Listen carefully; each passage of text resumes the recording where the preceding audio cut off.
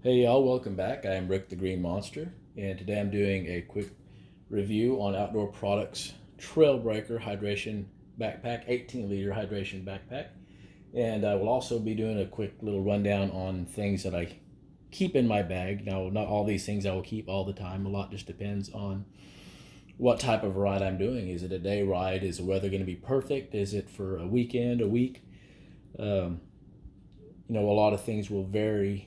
A lot of these things I will keep most of the time. Probably the two biggest things is the extra face shield and the rain gear, because that takes up the most room. Everything else will pretty much just stay. So anyway, I do want to disclaim real quick, Outdoor Products is not sponsoring me. They did not send this to me. I'm not getting any money. I bought it with my own money for a whole $35 at Walmart. And hey, I've got like 12 subscribers, so, why would they sponsor me? So, hey, if you like this video, hit that subscription button. Maybe you could be number 13. So first off, in this bag, in this little back mesh pocket back here with a little retention strap, I keep some snacks. I keep some granola bars, Rice Krispie treats, things like that. Aren't going to be affected too much in the sun, and can help curb the appetite, especially in the event of a flat tire breakdown or something where you might be just sitting there waiting for some help. In this little back pocket back here, I keep microfiber cloth and some face shield cleaner. Good old muck off. Normally I would recommend steaming it off with a hot wet microfiber cloth at home, but when you're on the road and you run through a whole bunch of love bugs, you got to have something to clean it off, right? So good to have. On this little side mesh pocket here, baby wipes, hand sanitizer.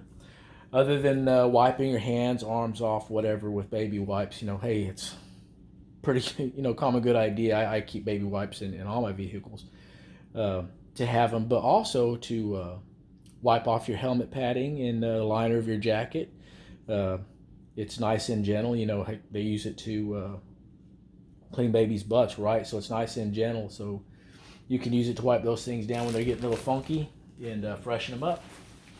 And in this little mesh pocket over here, keep ibuprofen, lip balm, and glucose tablets, again, just in case you're on the road for the side of the road for a while.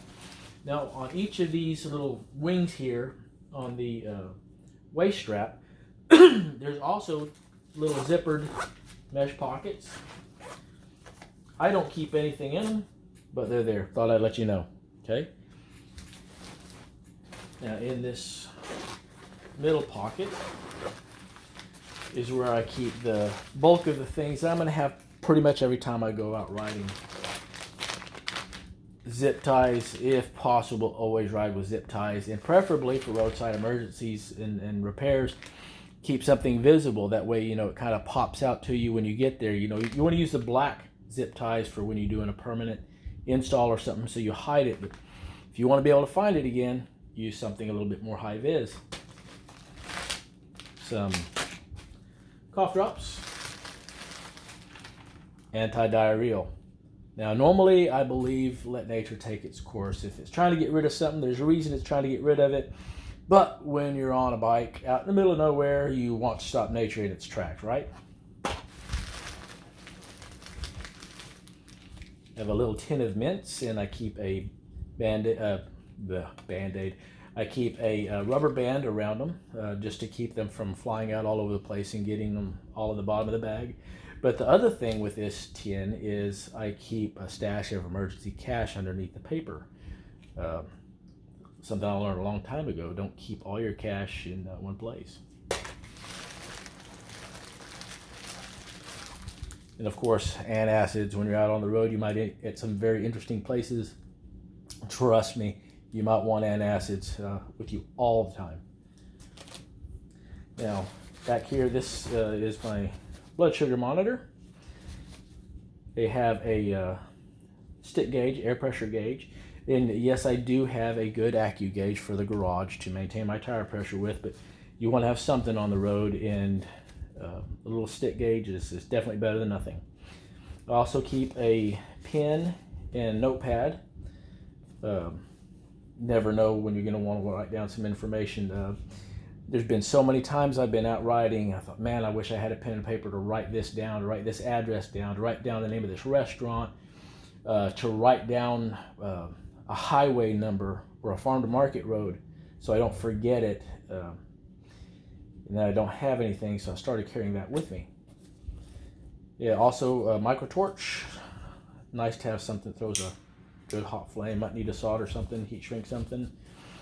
Might need to start a fire. This and that hand sanitizer. Have a nice little campfire really quick.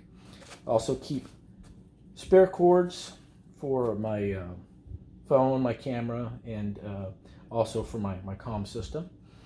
And then in the biggest compartment, and again, I don't always have these. It just depends. I'm just showing you everything that I would have. And this is a lot of stuff to fit in this little bitty bag.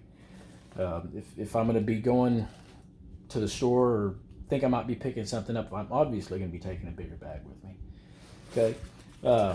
Keep your spare face shield just in case you think you're going to run into the night. You don't want to be riding around at night with a dark face shield, right? And my rain gear, and yeah, it's pretty bulky, but that is actual motorcycle rain gear, you know, with the heat shield for the exhaust and the whole 9 yards. Fly gear, it's under $100. Again, not being sponsored, but I highly recommend you check it out if you need some motorcycle rain gear. I might even do a review on that sometime later. Now, as far as the hydration bladder itself, this thing is 3 liters, which is big.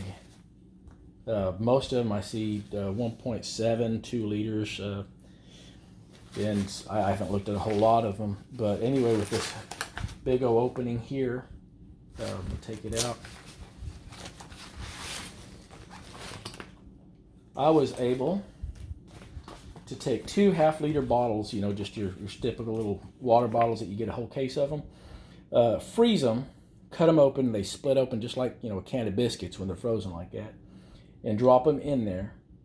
And then I only went up to the 2.5 liter mark with water, you know, for weight savings. And at 8:30 in the morning on a hot Texas day, is when I filled it up. And at 4 o'clock in the afternoon, those 2 liter half liter ice blocks were down to about 1.5 inches in diameter sticks, about that long, and it was still good and cold. And if there's anything that you need to keep cold while you're doing that, you can just kind of stick down in here and have basically like a little cooler built in. Anyway, the most important thing, I almost forgot, the thing that really put me over the edge on this particular bag, and I will probably be going back and buying its big brother, which is a full-blown, I don't remember how many liters it is, backpack, is that it comes with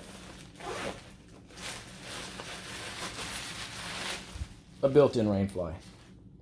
And thank goodness I haven't had the opportunity to use that yet.